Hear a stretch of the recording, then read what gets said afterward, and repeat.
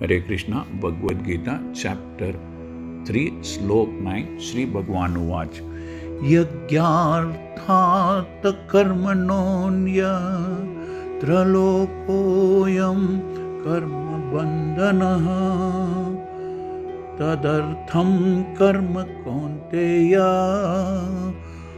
मुक्तसंगः समाचर।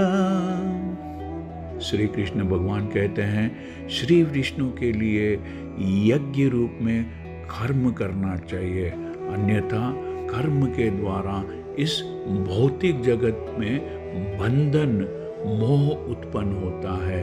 अतः हे कुंती पुत्र, विष्णु की प्रसन्नता के लिए अपने नियत कर्म करो। ऐसा करने से तुम सारे बंधनों से सदा मुक्त रहोगे।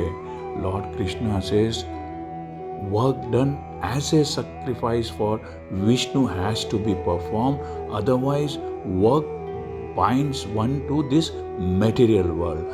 Therefore, O son of Kunti, perform your prescribed duties for the satisfaction of Vishnu, and in that way you will always remain unattached and free from material bondage. मनुष्य को शरीर निर्वाह के लिए अथवा अपने शरीर के गुजारने के लिए कर्म करना ही होता है। बगैर कर्म किए यह शरीर नहीं रह सकता है, क्योंकि मनुष्य को शरीर के निर्वाह के लिए भी कर्म करना होता है अथवा विशिष्ट सामाजिक स्थिति तथा गुण particular social position and quality को ध्यान में रखकर नियत कर्म प्रिस्क्राइब ड्यूटी इस तरह बनाए गए हैं कि उस उद्देश्य की, उस पर्पस की पूर्ति हो सके। यज्ञ का अर्थ है भगवान विष्णु। सारे यज्ञ भगवान विष्णु की प्रसन्नता के लिए है। वेदों का आदेश है यज्ञ वह विष्णुहा। दूसरे शब्दों में, चाहे कोई निर्दिष्ट अर्थात वेदों के द्वारा निर्देशित यज्ञ संपन्न करे या प्रत्यक्ष रूप से भगवान विष्णु की सेवा करे, दोनों से एक ही प्रयोजन सिद्ध होता है। अतः जैसा कि श्लोक में संस्तुत किया गया है, कृष्ण भावनामृत ही यज्ञ है। The same purpose is served whether one performs prescribed yajnas or directly serves Lord Vishnu. Hence, Krishna consciousness, performance of Krishna consciousness is performance of yajna as it is prescribed in this verse. वर्णाश्रम धर्म का भी उद्देश्य purpose भगवान विष्णु को प्रसन्न करना है। अतः भगवान विष्णु की प्रसन्नता के लिए कर्म करना चाहिए। इस जगत में किया जाने वाला अन्य कोई कर्म बंधन का, बॉन्डेज का कारण होगा, क्योंकि अच्छे तथा बुरे कर्मों के फल होते हैं और कोई भी फल कर्म करने वाले को बांध लेता है, बाइंड कर देता है।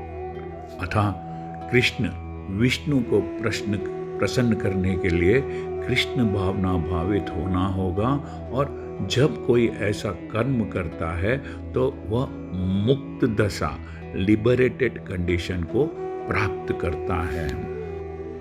यही महान कर्म कौशल है, और प्रारंभ में, शुरुआत में इस विधि में अत्यंत कुशल मार्गदर्शन की आवश्यकता होती है। Krishna consciousness is the great art of doing work, and in the beginning this process requires very expert guidance. अतः भगवत भक्त के निर्देशन में या साक्षात भगवान कृष्ण के प्रत्येक आदेश के अंतर्गत, जिनके अधीन अर्जुन को कर्म करने का अवसर मिला था, मनुष्य को परिश्रम पूर्वक मेहनत से कर्म करना चाहिए।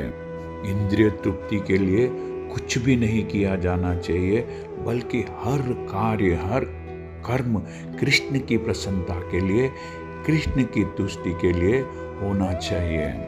Nothing should be performed for sense gratification, but everything should be done for the satisfaction of Krishna.